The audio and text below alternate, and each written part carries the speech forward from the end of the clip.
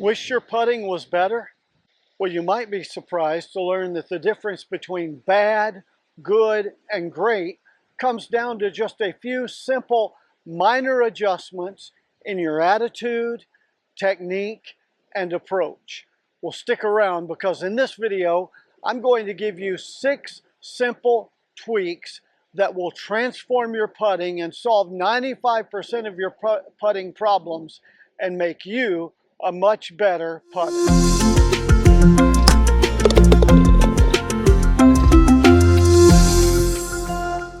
Obviously, there are technical aspects like a proper setup and making a good stroke, but most of us figure that out at least to some degree. If you want to figure it out 100%, I've got an online course called How to Putt the Right Way. Put a link to that in the video description and a discount code that'll help you out. But let's talk about some minor changes or tweaks that'll solve 95% of your putting problems. The first one is an attitude and a thought process about hitting putts. Going forward, I want you not to think about hitting putts, but about rolling putts. You see, this tendency to think about hitting putts causes us to have this urge to like hit at it and hit at it. And we need to have the thought process. I simply follow my procedure, my routine. I set up, I make a stroke to roll the ball and let the ball respond to that stroke. So your attitude going forward, number one, is I don't hit putts, I roll putts. I make a stroke and let the ball respond. And apologies about the camera shaking, the wind's blowing about 30 miles an hour today, really difficult to do this. So that's the first tweak, roll putts instead of hitting them. The second tweak is eliminate negative self-talk. Now, when I talk about negative self-talk, there's both the obvious and the less obvious. First, the obvious. I play with guys who will get on the green and you'll try to encourage them and say something like, all right, birdie putt opportunity. And they'll go, yeah, I can 3-putt from anywhere. Or they'll go, yep, I'm really good at going from birdie to bogey, just like that. You got to cut out that negative self-talk. But even more than that, you've got to cut out what your subconscious takes as negative self-talk. See, a lot of times you're working on things like you're working on make sure you get putts to the hole and you don't leave them short. So you're thinking to yourself, don't leave it short, don't leave it short, don't push it, don't pull it, whatever it is that you're working on. The problem is that your brain does not process negative commands. And so when you say, don't leave it short, you'd just as well be telling your body and your brain to leave it short because it doesn't process that negative. When you tell your brain, don't push, don't pull, you'd just as well be doing it to push or pull because that's where you attract the focus. So make all of your thought process internally a positive thought process, like get this to the hole. Be sure and start it on that line. Maintain a good, smooth stroke. Keep the putter face square instead of don't do this, don't do that. So eliminate the negative self-talk. Always positive self-talk. Now I want to take this one deeper in this area of eliminating negative self-talk, and that's this.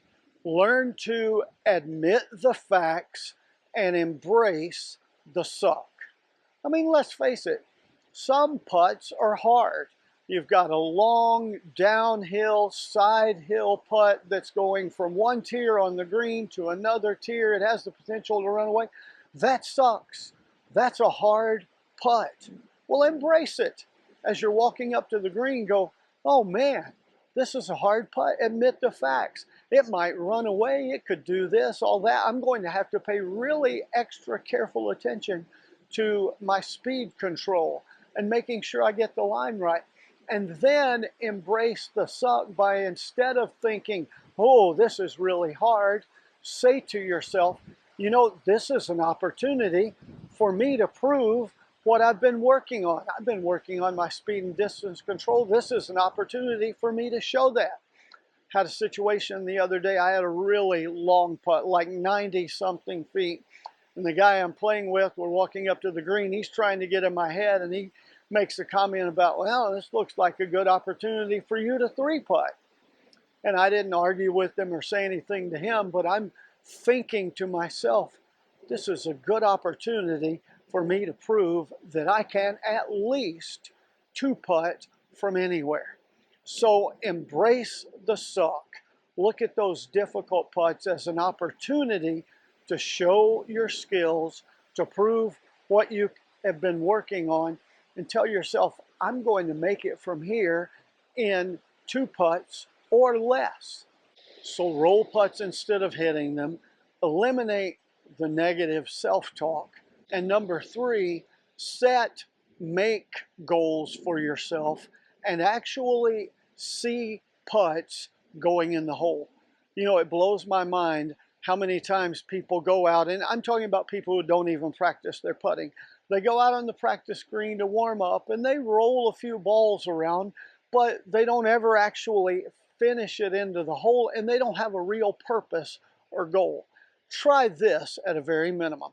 When you go out to warm up before you play, set a make goal. I'm going to make 10 putts in the hole before I leave the practice green and go to the first tee and play this round. And then roll a few putts to get a feel for the speed of the greens that day, and then go to a specific hole and putt until you make 10 in the hole. That helps you see and makes it a lot easier for you on the course to be confident and visualize the putts going in the hole. And if you do any practice, then add to that a weekly make goal. I do both of these. For instance, before I go out and play, I go out and I use my Tour Read app to get a feel for the speed of the greens.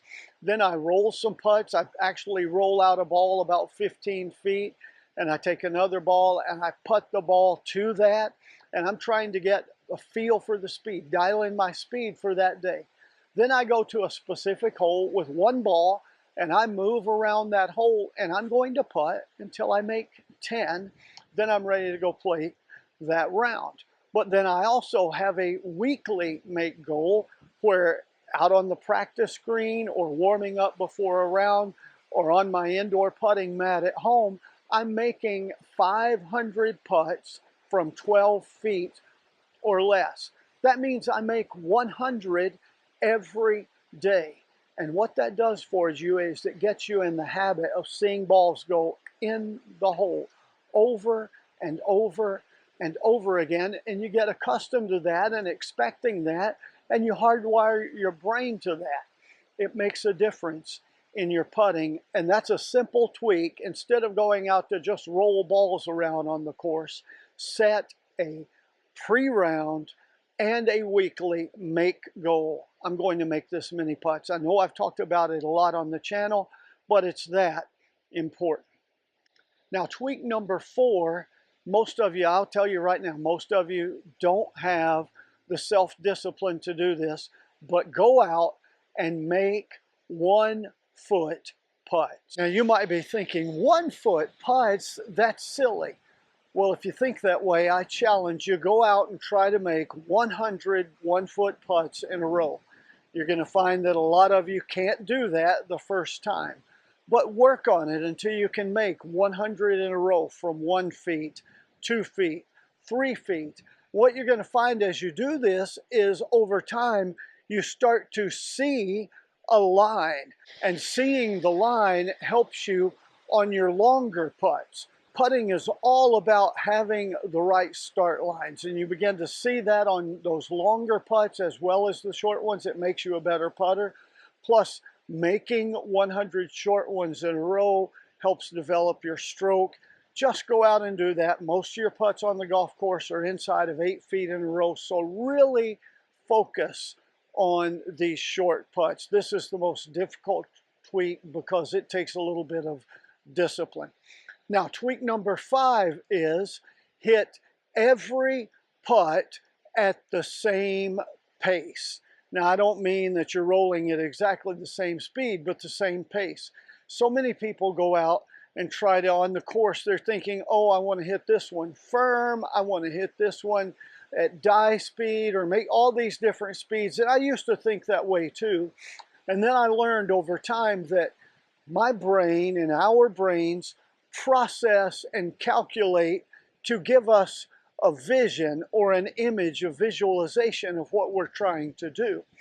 And I learned that if I give my brain consistent information with regards to pace, it does a much better calculation with regards to me seeing and visualizing the putting line. It makes me a better green reader.